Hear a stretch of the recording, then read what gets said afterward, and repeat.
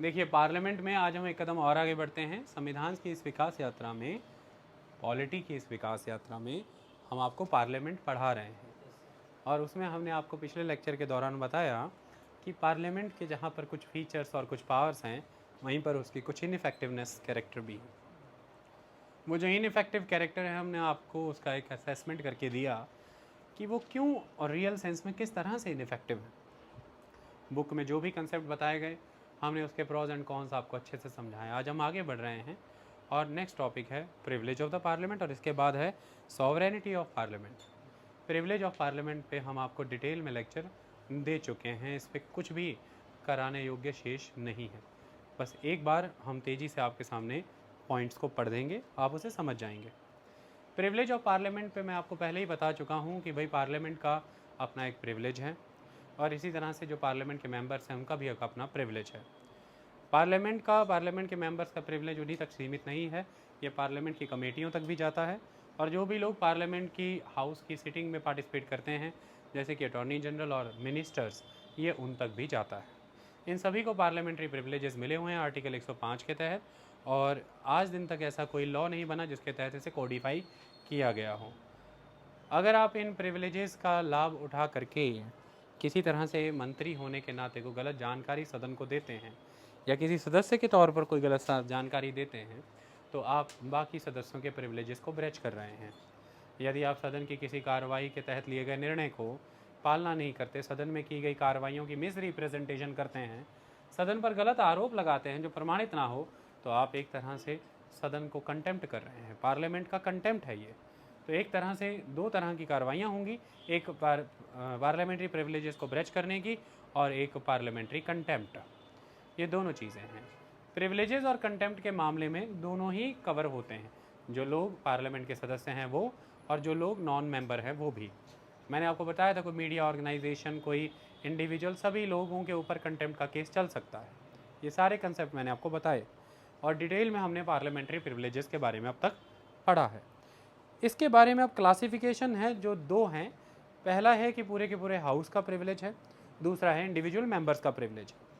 उस क्लासिफिकेशन को समझते हैं। सबसे पहले समझते हैं कलेक्टिव प्रिविलेज, पूरे के पूरे हाउस का प्रिविलेज, पार्लियामेंट का privilege, that is the collective privilege.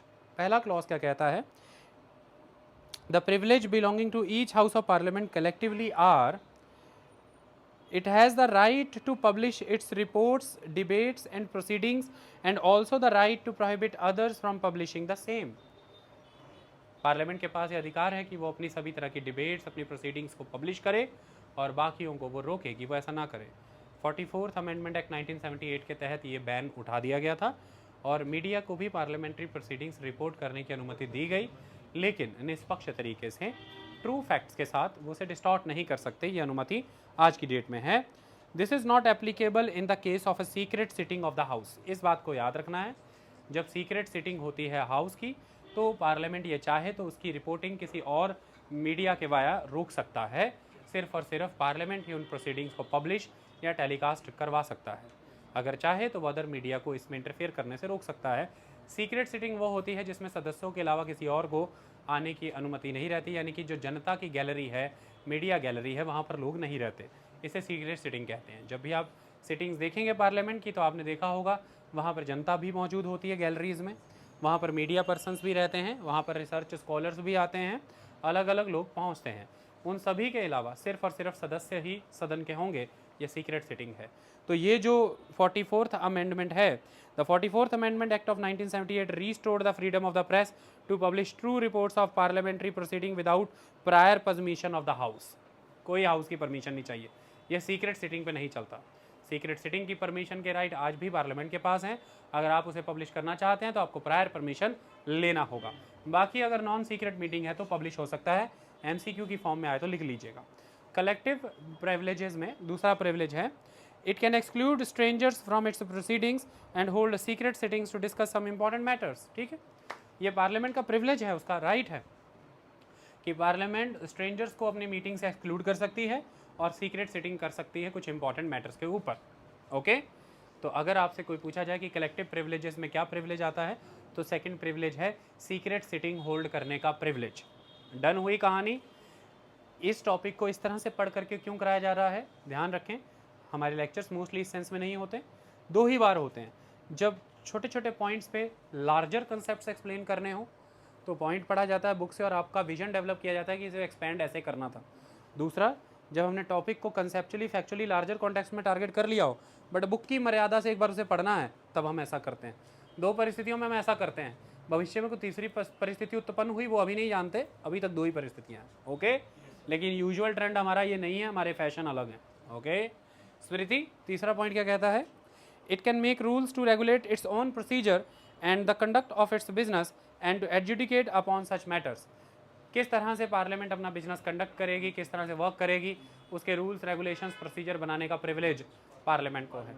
Supreme court या हाई कोर्ट या अदर कोर्ट्स आ करके नहीं बताएंगे हाउस को कि भैया आप कैसे बिजनेस कंडक्ट किया करो, आपको कंडक्ट करने के क्या रूल्स होने चाहिए, क्या आपके फॉर्मेट होने चाहिए, क्योंकि इस तरह से पार्लियामेंट की जो ऑटोनॉमी है, उसकी जो स्वायत्तता है, उस पर आघात लग सकता है।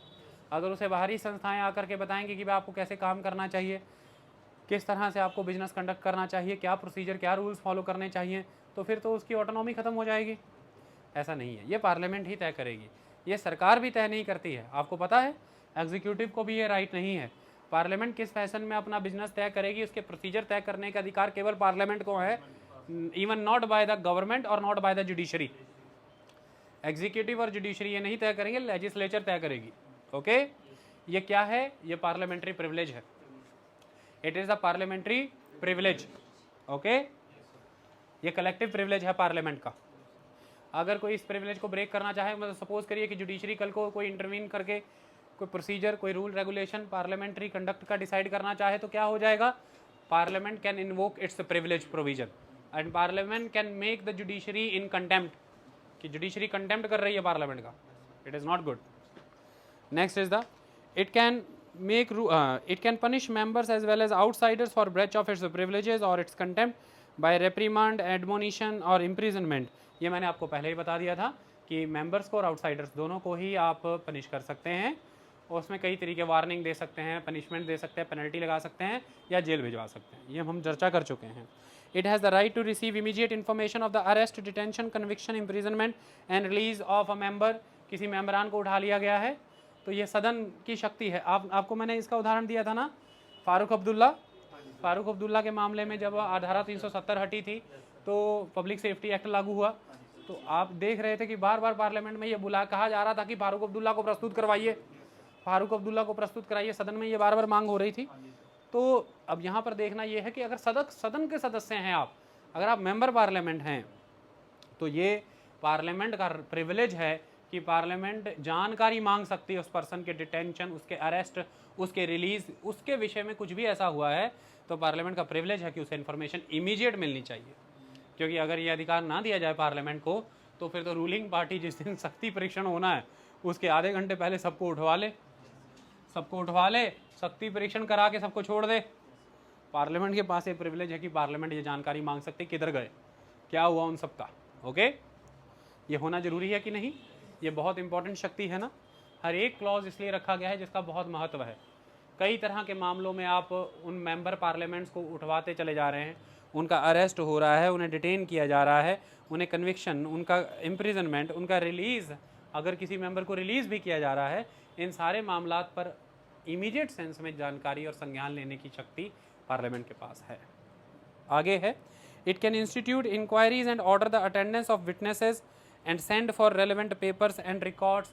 देखिए, जब आपका कंटेम्प्ट हुआ है, पार्लियामेंट का कंटेम्प्ट हुआ है, तो पार्लियामेंट का जब कंटेम्प्ट हुआ है तो पार्लियामेंट के पास ये पार्लियामेंट पेनल्टी लगा सकती है, पार्लियामेंट इम्प्रिजनमेंट आपको दे सकती है। तो एक तरह से इस कॉन्टेक्स्ट में पार्लियामेंट को कौन सी जुडिशियल ताकत मिली हुई है कि पार्लियामेंट आपके खिलाफ इंक्वायरी इनिशिएट कर सकती है। पार्लियामेंट उन विटनेसेस को बुला सकती है, गवाहों को बुला सकती है, जिनके तहत ये प्रमाणित किया जाएगा कि हाँ कंटेम्प्ट हुआ है, हाँ प्रिविलेजेस को ब्रेच किया गया है, ये पार्लियामेंट कर सकता है। तो इंक्वायरी इनिशिएट करना, इंक्वायरी इंस्टीट्यूट करना और विटनेसेस को कॉल करने की ताकत पार्लियामेंट के पास है, क्योंकि पार्लियामेंट के पास ताकत है पनिशमेंट की, पेनल्टी की, वार्निंग की, इम्प्रिजनमेंट की, और वो तभी इसी पे बेस्ड होगी अगर रूल ऑफ लॉ फॉलो होगा, वो तभी होगा अगर विटनेसेस आएंगे, और वो तभी हो सकता है अगर आपने किसी तरह की कोई जांच की है। जांच होगी तो तथ्य प्रस्तुत होंगे, तथ्य होंगे तो तथ्यों के आधार पर ही पार्लियामेंट का निर्णय होगा। अगर वो तथ्यों के प्रामाणिकता पर नहीं निर्भर करेगा तो वो आर्बिट्रेरी डिसीजन हो जाएगा, और आर्बिट्रेरीनेस नहीं चलती। आई बात समझ में? ये चीज़ है। अगला है the courts are prohibited to inquire into the proceedings of house और इट्स कमेटीज। पार्लियामेंट्री कमेटियाँ कैसे काम कर रही हैं, पार्लियामेंट के हाउस में कैसे काम चल रहा है, कोर्ट इन सारी चीज़ों में इंटरवीन करने से प्रोहिबिटेड है। जैसे कि parliament will not, executive will not intervene into the judiciary, likewise the judiciary will not intervene into the parliament. दोनों को अपने अपने स्फेयर में काम करने के लिए दोनों का अपना अपना रेलेवेंट जुरिस्डिक्शन तय हुआ है, और ये जुरिस्डिक्शनल बाउंड्री ही है जिसको रिस्पेक्ट अगर करेंगे तो तीनों institutes balance of power maintain कर पाएंगे, और तीनों इंस्टीट्यूट्स इंटीग्रिटी के साथ काम कर पाएंगे अगर वो एक दूसरे के जुरिस्डिक्शन को एनक्रोच नहीं करते। हाँ, ये जुरिस्डिक्शन बना रहे, तीनों इंस्टीट्यूट अपने अपने दायरे में काम करते रहें। उसके तहत ये भी सुनिश्चित करना जरूरी होता है कि अगर कोई इंस्टीट्यूट उसको डेलीगेटेड वर्क परफॉर्म ही नहीं कर रहा तो फिर क्या करें, उसे वर्केबल भी बनाना है। तो फिर ऐसे में जुडिशरी को पोजीशन थोड़ी सुप्रीम है, वो अदर टू इंस्टीट्यूशंस को काम करने के लिए कह सकती है कि आपको जो टास्क मिला है आपको वो करना है। आई बात समझ में? लेकिन किसी भी मामले में पार्लियामेंट्री प्रोसीडिंग्स में इंटरवेंशन नहीं होगा जुडिशरी का, कि अगर पार्लियामेंट में कोई प्रोसीडिंग हुई है, पार्लियामेंट्री कमेटी में कुछ हुआ है, तो जुडिशरी उसमें इंटरवीन करके उसके सही गलत होने के तथ्य देखने लगे, उसकी इंक्वायरी करने लगे। It is not at all possible. Okay, no person हो गया है, द कोर्ट्स हो गया। No person either a member or outsider can be arrested and no legal process civil or criminal can be served within the precincts of the house without the permission of the presiding officer. अब देखिए कि मान लीजिए कि house की meeting चल रही है, ओके, सेशन चल रहा है, उसके अंदर एक मेंबर बैठा हुआ है और उसी के अंदर एक पत्रकार बैठा हुआ है। दोनों बाहर जूता चप्पल लात मार होके आए अभी, और किसी तरह से अंदर आके बैठ गए दोनों भाग के आके मीटिंग में।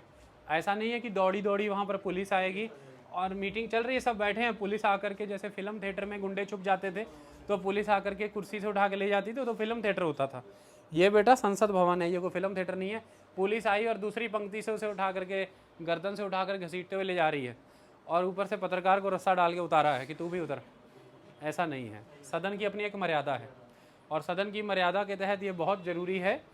जैसे मान लीजिए कोई इस मीटिंग में, कोई सदन में बैठा हुआ है, ठीक है जी, कोई सदन में बैठा हुआ है और ये पता है कि अभी ये सरकार के खिलाफ बोलने वाला है, ठीक है, और किसी तरह से फ़ोन लगा दिया SHO को कि हाउस के अंदर आ, इसको उठा के लेके जा, ये बहुत बोल रहा है कि नहीं, हाउस के अंदर आ, इसको उठा के लेके जा, ये बहुत जबान चला रहा है। SHO भागा भागा आएगा, सदन में घुसा, उसको उठा के ले गया, कोई कुछ नहीं कर पा रहा है, बस वो बोलने वाला था, उठा के ले गया। तो पार्लियामेंट की ऑटोनॉमी क्या रह गई? कोई तो डरते डरते बोलेगा, अपने पीछे देखे बार बार, SHO तो नहीं आ रहा, कोई पुलिस तो नहीं आ रही। जबकि अगर सदन के अंदर वो किसी तरह की अमर्यादित हरकत करते हैं तो स्पीकर के पास मार्शल्स हैं, उनको ये अनुमति है कि उन मार्शल्स की मदद से उनको उठवा करके बाहर बैठा दें। तो कई बार दोनों बाहों में पकड़ के कई सांसद उठवा दिए जाते हैं, टांगे मारते रहते हैं मछली की तरह, लेकिन मार्शल उठा के ले जाते हैं, कहते चलो बाहर बैठो, बहुत हंगामा कर रहे हो तुम लोग। तो सदन के अंदर से कोई सिविल क्रिमिनल मैटर है, कुछ भी है, कोई इनसाइडर आउटसाइडर कोई भी है, सदन चल रहा है और स्पीकर है, तो सभा को चलाने वाले प्रिसाइडिंग ऑफिसर की अनुमति के बिना किसी को टच नहीं कर सकते, क्योंकि सभा की अपनी मर्यादा है। आई बात समझ में? हाँ, आप आएँ, वहाँ पर स्पीकर को पता चले, वहाँ पर आप गेट पे आए, गेट के आए मैसेज पहुँचाएँ स्पीकर के पास, उसके मार्शल्स मैसेज लेकर के जाएंगे और बताएंगे कि अभी बाहर गोली वोली मार के आया, कुछ किया है इसने, और ये छुप आकर यहाँ बैठ गया बचने के लिए। Speaker will decide into that, then speaker will take the call कि क्या करना क्या है। आई बात? लेकिन उठा कर किसी को भी ले गए, ऐसा पॉसिबल नहीं है, ये तो अराजकता है, ये तो अनार्की है। जैसे कितना भी कुछ भी किया हो एक क्रिमिनल ने, कोर्ट रूम के अंदर जज की मौजूदगी में आप उसके साथ कुछ नहीं कर सकते। जज मौजूद है और पुलिस वाले लगे थप्पड़ मारने, बोल सच बोल, झूठ बोल रहा है, ऐसा नहीं हो सकता सर। जज कहता ना ऑर्डर, कोर्ट की मर्यादा की पालना करो, ऐसी तरह से वो भी नहीं कुछ कर सकता है, जैसे कि जो क्रिमिनल है वो भी नहीं हो हंगामे मचा सकता। इसी तरह से पार्लियामेंट के अंदर भी सब कुछ मर्यादा से होता है। ये कलेक्टिव हुआ, इंडिविजुअल भी आपको बताया था, वो भी सुन लीजिए एक बारी। They can not be arrested, मैंने बताया था ये पॉइंट। इंडिविजुअल प्रिविलेजेस में they can not be arrested during the session of parliament and 40 days before the beginning, 40 days after the end of a session. This privilege is available only in civil cases and not in criminal cases और preventive detention. Okay, ये point हो चुका है। सदन चलते हुए, सदन के 40 दिन पहले, सदन के 40 दिन बाद तक आप अरेस्ट नहीं कर सकते हैं। सिविल मामलों में यह है, क्रिमिनल और प्रिवेंटिव डिटेंशन में नहीं है।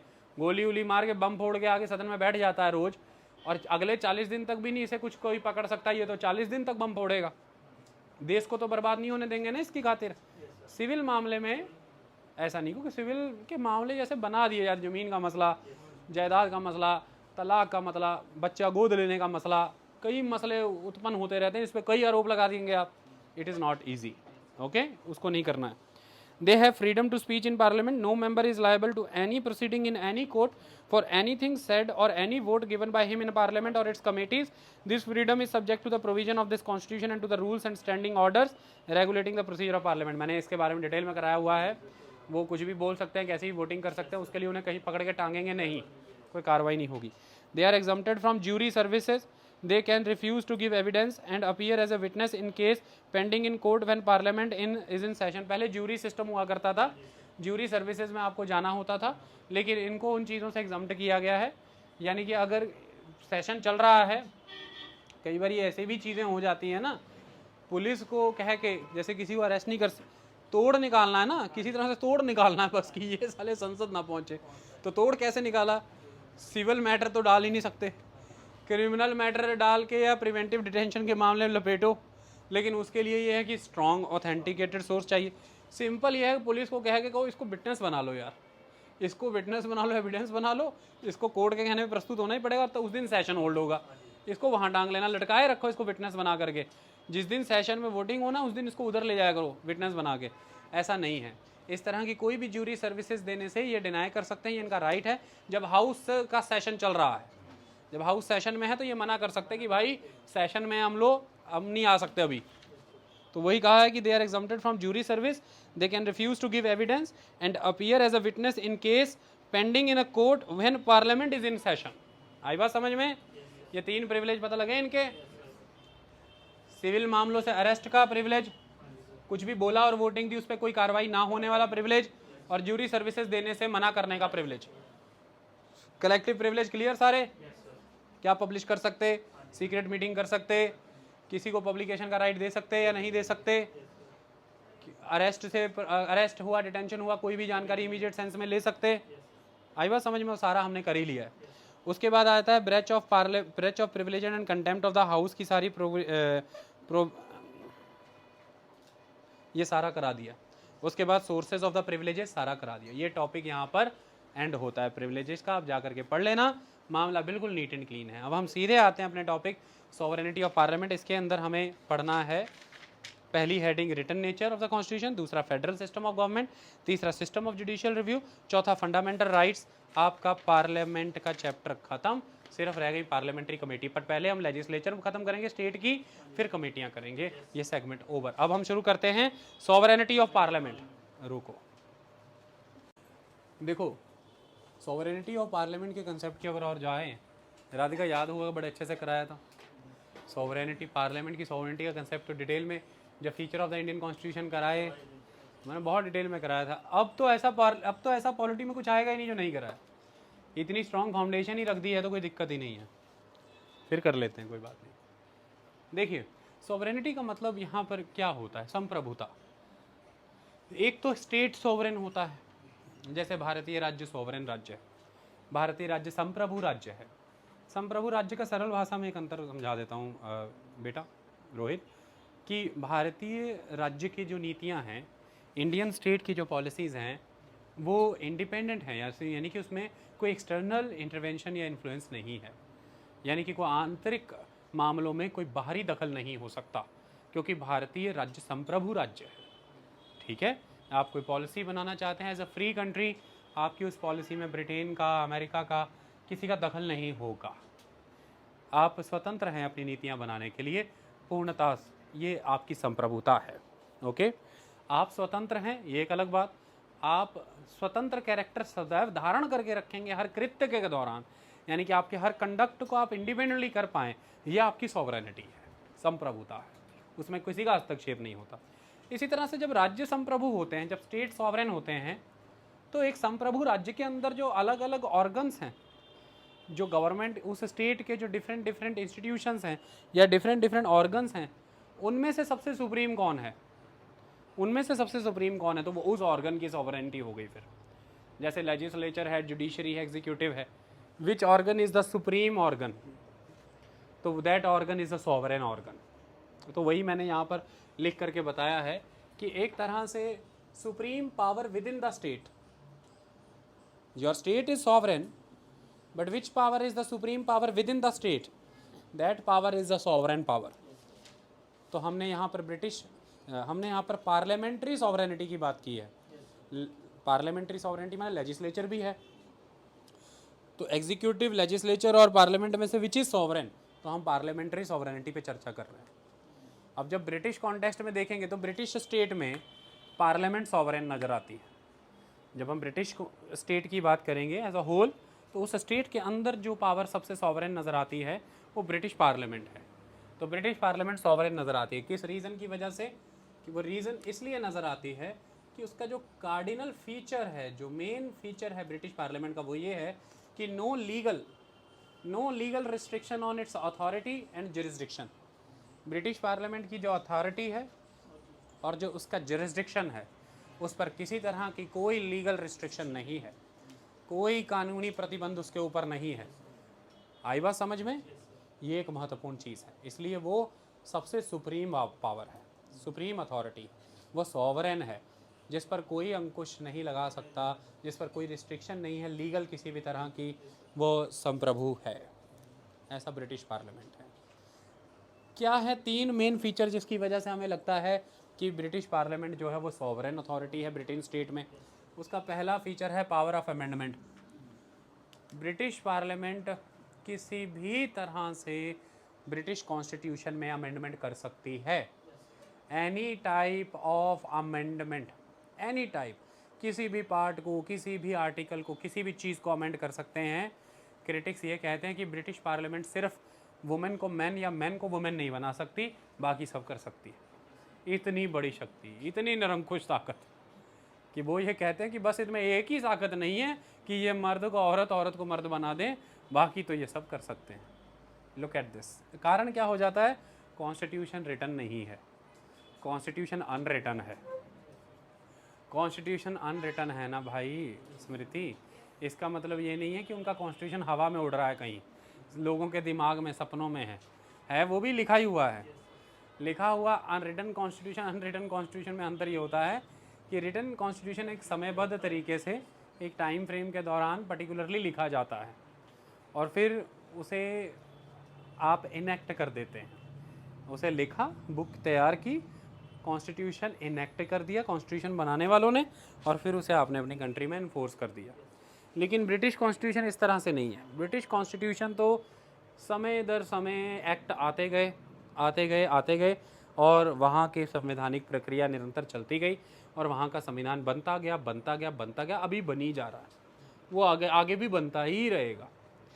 तो जब वो एक सिंगल टाइम पे सिंगल स्ट्रोक से इनेक्टेड डॉक्यूमेंट है ही नहीं, तो फिर उसमें हर बार नया कुछ डालने के लिए उसे वापस से अमेंड करने की ज़रूरत ही नहीं है ना। वो तो हर बार जब एक नया लॉ इनेक्ट करते हैं तो कॉन्स्टिट्यूशन इनेक्ट हो जाता है। ये अनरिटन कैरेक्टर उसका, समझ आई बात? अब एक कॉन्स्टिट्यूशन लिख के रख दोगे आप पर्टिकुलर, है ना, और उसके ऊपर कवर बंद करके उसको लॉक लगा दोगी, तब उसमें कुछ नया डालना तो लॉक खोल के ओपन करके डालेगा। कितनी अमेंडमेंट करना पड़ेगा, प्रक्रिया है पूरी। लेकिन एक है कि खुले नोट्स बना रही हो, बनाते जो बनाओ तो ऊपर ढक्कन कोई नहीं लगाया, हर बार नए नोट्स बनाती हो तो ऊपर पर्ची रख देती हो। देखा होगा आपने कुछ दुकानों पे एक सुहा सा लगा रहता है, उस पर पर्चियाँ डालते रहते हैं, वो भी लिखी हुई पर्चियाँ, और दूसरी तरफ एक रूल बुक है, वो बही खाता, वो डोरी में लपेटा हुआ है, वो भी लिखा हुआ, दोनों लिखे हुए हैं। वो रिटर्न है क्योंकि उसका एक पर्टिकुलर एंडिंग है, ये यहाँ रुक रहा है, ये हमने इनेक्ट कर दिया है, इन सिद्धांत, इन परिभाषा, इन अनुच्छेदों के तहत, तो इसके इतने 8 जो है शेड्यूल हैं, इसके जो हैं 22 पार्ट हैं, इसके जो हैं 395 आर्टिकल है, ये बस ये हो गया डॉक्यूमेंट, ये हो गया रिटर्न। अब ये इसको ताला बंद है, ये इनेक्टेड है। अब हर बार इसमें जब परिवर्तन करना पड़ेगा, जब भी कोई नया लॉ इनेक्ट करोगे तो इसमें डालना है, तो इसका संशोधन करो। दूसरी तरफ एक लॉ लिख के रखा, दूसरा, तीसरा, चौथा, पाँचवा, हर बार लॉ लिख के रखते जा रहे हैं और वो कॉन्स्टिट्यूशन बनता ही जा रहा है, बनता ही जा रहा है, बनता ही जा रहा है। ये अनरिटन है। अच्छा, आई बात समझ में? तो इसलिए बस यहाँ पर एक लॉ पड़ा हुआ है, वो लॉ कुछ चीज़ें करने से रोक रहा है। क्या करने से रोक रहा है? पूछो, पता करो। एक नया लॉ ला के वो चीज़ें करनी शुरू कर दो, ऊपर रख दो वो वाला लॉ, चलो कोई परेशानी की बात ही नहीं। जो बदलना चाहते हो नीचे वाले लॉ को ऊपर वाले से बदल दो। ऐसे अंग्रेज किया करते थे इंडिया में। गवर्नमेंट ऑफ इंडिया एक्ट 1919 लेकर क्या है, उस एक्ट में जो जो नहीं दिया वो देना है, तो गवर्नमेंट ऑफ इंडिया एक्ट 1935 ले आए। कभी ऐसा सुना कि गवर्नमेंट ऑफ इंडिया एक्ट 1919 को अमेंड किया? अमेंडमेंट एक्ट सुना कभी? जो पिछले एक्ट में नहीं दिया वो अगले में दे दिया, जो पिछले में ज़्यादा दे दिया अगले में ले लिया। बड़ा सिंपल है, अनरिटन कॉन्स्टिट्यूशन। इंडियन चिल्लाते रह गए कि ऐसे नहीं, रिटन कॉन्स्टिट्यूशन दो, एक कॉन्स्टिट्यूशन दो हमें, ताकि जब तुम बदलाव भी करना चाहो तो तुम्हें अमेंडमेंट करना पड़े। तुम तो एक नया एक्ट ला के कुछ भी बदल देते हो, पिछला ले लेके नया दे देते हो, नया देने समय पिछला कुछ और कर देते हो, है ना। 1919 के एक्ट के पहले 1909 का एक्ट आ गया, उसमें कुछ और दिया हुआ था। उसके पहले कोई और ही एक्ट चल रहा था 1892-93 का, उसमें कुछ और ही दिया हुआ था। तो बस एक्ट पे एक्ट कहते लेते रहो। ऐसे ही अब ब्रिटेन में भी चलता है। ओके, आगे है तो पावर ऑफ अमेंडमेंट बहुत ज़बरदस्त है। इससे पता लगता है ना कि ब्रिटिश पार्लियामेंट सॉवरेन है। दूसरा है constitutional law, same procedure like the ordinary law. अब एक है कि हर रोज़ आप कानून बना रहे हैं, तो उसकी तो एक प्रक्रिया है, इसको कहते हैं लेजिस्लेशन प्रोसेस। ऑर्डिनरी लॉ को लेजिस्लेट करने का प्रोसेस, तो उसकी तो एक प्रक्रिया है, आप कानून लेकर के आए, प्रक्रिया अपनाई, ले आए। लेकिन एक है कि आप ऐसा कोई प्रावधान ला रहे हैं जिससे संविधान का संशोधन होगा, कॉन्स्टिट्यूशन का अमेंडमेंट होगा, तो वो तो हो गई कॉन्स्टिट्यूएंट पावर। और ऑर्डिनरी लॉ लेकर के आना होगा, वो आपकी होगी लेजिस्लेटिव पावर। तो किसी भी पार्लियामेंट की दो पावर होती हैं, एक उसके पास कॉन्स्टिट्यूएंट पावर होती है, एक उसके पास लेजिस्लेटिव पावर होती है। लेजिस्लेटिव पावर होती है रोजमर्रा के कामकाज चलाने के लिए, ऑर्डिनरी लेजिस्लेशन। कॉन्स्टिट्यूएंट पावर है कि भाई संविधान ही परिवर्तित करना पड़ेगा इस मोड पे, इतना का लॉ नया ये वाला लाने के लिए संविधान का परिवर्तन चाहिए, तो आपने संविधान को परिवर्तित कर दिया। आई बात समझ में? अब जब आप संविधान का परिवर्तन कर रहे हैं तो उसकी तो प्रक्रिया ही अलग है, वो तो स्पेशल मेजॉरिटी के साथ होगा, और कुछ केसेस में उसमें हाफ ऑफ द स्टेट्स की रजामंदी भी चाहिए, क्योंकि आप ऑर्डिनरी लेजिस्लेशन नहीं कर रहे हैं, आप कॉन्स्टिट्यूशनल अमेंडमेंट कर रहे हैं। आप कॉन्स्टिट्यूएंट पावर का यूज़ कर रहे हैं, लेजिस्लेटिव पावर का यूज़ नहीं कर रहे हैं, इसलिए उसका प्रोसीजर भी फिर रिजिड है, उसका प्रोसीजर भी फिर डिफिकल्ट है। डिस्टिंक्शन क्लियर है कि एक कॉन्स्टिट्यूएंट पावर यूज़ हो रही है, एक जगह पे लेजिस्लेटिव पावर यूज़ हो रही है। ब्रिटेन में ऐसा कुछ नहीं है, वहाँ पर ऑर्डिनरी लॉ जैसे आता है उसी तरह से नॉर्मल लॉ ला के पिछले वाले कानून की परिवर्तनों को बदल दो। कॉन्स्टिट्यूशन में कोई चीज़ नहीं अलाउ है, लॉ ले आओ हो जाएगी। तो कॉन्स्टिट्यूएंट पावर और लेजिस्लेटिव पावर में कोई अंतर नहीं है वहाँ पर। ये दूसरी बड़ी उनका दूसरा बड़ा कंसेप्ट जो बताता है कि ब्रिटिश पार्लियामेंट बहुत सोवरेन है। जैसे नॉर्मल कानून लाने का प्रक्रिया है, वैसे ही उनकी कॉन्स्टिट्यूशन को अमेंड करने की भी ताकत है। आई बात समझ में? उसके लिए उन्हें कोई स्पेशल मेजॉरिटी ऐसी चीज़ों की ज़रूरत नहीं पड़ती। So there is no distinction between the constituent power and the legislative power in the British parliament. आई बात समझ में? मैंने लिखा है no distinction between the constituent authority and the legislative authority of the British parliament. तीसरा है judicial review. अब जब कॉन्स्टिट्यूशन रिटन ही नहीं है ना, तो रिव्यू क्या कराओगे? रिव्यू तब होता है जब आप कॉन्स्टिट्यूशन को fundamental law of the land मानते हो कि भाई ये है कॉन्स्टिट्यूशनल लॉ की बुक। कॉन्स्टिट्यूशन में दिए हुए लॉज जो हैं वो हैं कॉन्स्टिट्यूशनल लॉज। अब बाकी के लॉज इस पे बेस्ड होंगे, बाकी के लॉ इस पे बेस्ड होंगे। पहले बेस ही पक्का हो, बेस कंफर्म हो, रिटन हो, पुख्ता हो। जब वो रिटन कैरेक्टर का ही नहीं है, जब वो खुद एक इनेक्टेड डॉक्यूमेंट उस सेंस में नहीं है, सेम टाइम पे बनाया हुआ नहीं है, ऐसे में उस पर जो लॉ बेस्ड होंगे वो कैसे आप रिव्यू कर सकते हो? क्योंकि जब रिव्यू किसी चीज़ पे होता है जब कोई अवधारणा कन्फर्म हो, जब कोई सिद्धांत कन्फर्म हो, जब कोई प्रिंसिपल पता हो कि कॉन्स्टिट्यूशन इनकी बात कर रहा है, तो उस पर बने कानून अब कॉन्स्टिट्यूशन के साथ कन्फर्मिटी में है कि नहीं है, तो आप जांच करते हैं। जब आप फंडामेंटल राइट्स को किसी चार्टर के माध्यम से, किसी कोड के माध्यम से कोडिफाई करते हैं, तो उन फंडामेंटल राइट्स को पार्लियामेंट का कोई लॉ इन्फ्रिंज कर रहा है कि नहीं कर रहा, आप रिव्यू करते हो।